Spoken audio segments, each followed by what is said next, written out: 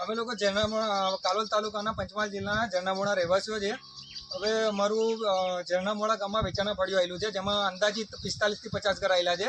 તો એમના અવર જવરનો રસ્તો નથી.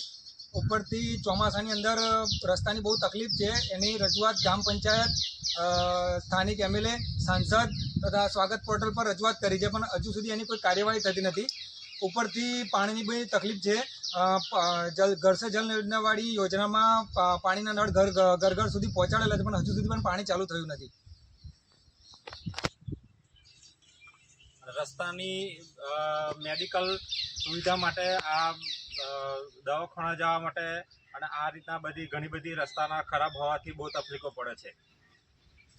હવે માની લો કે રોજિંદી અવરજવરમાં તો તકલીફ પડે જ છે, પણ જ્યારે સ્કૂલના બાળકો તથા મેડિકલ ઇમરજન્સી અને સ્મશાન યાત્રામાં સ્મશાન સુધી પહોંચવા માટે, મેઇન રસ્તા સુધી પહોંચવા માટે બી પણ કોઈ રસ્તો નથી. તો એની પણ એક બહુ તકલીફ પડી રહી છે.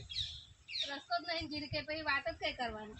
કોઈ સરકાર કઈ ગોમું જ નહીં જોતા. અમે રસ્તો અમારા કોઈ મરી જાય કે ગમે તે થાય તો અમારે લઈને જવું કઈ રીતે? રસ્તો જ બિલકુલ સારો નહીં. સરકાર કોઈ પણ માનતી જ નહીં. અને રસ્તો અત્યારે હાજો મોદો થઈ ગયો. તમે સ્થાનિક સરપંચને જાણ કરી હતી? સ્થાનિક સરપંચને જાણ કરી તો સરપંચ એવું કહે છે કે અમારા આમાં આવતું જ નહીં, એવું કહે છે.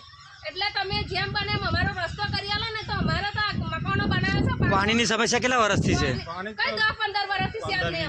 અમારે તો કઈ આવી જ નહીં. અમારે તો પાણી આ જે પાણીની ટાંકીઓ બનાવેલી છે એ કેટલા સમયથી બનાવેલી 5 વર્ષથી આ છઠ્ઠું રનિંગ ચાલે છે. છઠ્ઠું એ કઈ વખત પાણી આવ્યું ખરું તમારે? આવી જ નહીં. પાણીની લાઈન અમારે તો છે જ નહીં. બરાબર છે. એટલે અમારો રસ્તો એટલો અમને હામો કરી આલો. પાણી તો આગળ મરી જઈશું તો ગામમાંથી મળશે, પણ અમે રસ્તાથી ત્રાસ થઈ ગયો છે એમ. નહીં તો અમે મકાનો તોડી, નહીં તો રોડ ઉપર જતા રહીશું. હવે એવો રસ્તો થઈ ગયો છે અમારો. ખેતર મેં રહેવું કઈ રીતે? હાજર મોદો થઈ ગયો તો અમને કોણ હોસ્પિટલ લઈ જાય? એટલે તમે અમને રસ્તો એકલો સરકાર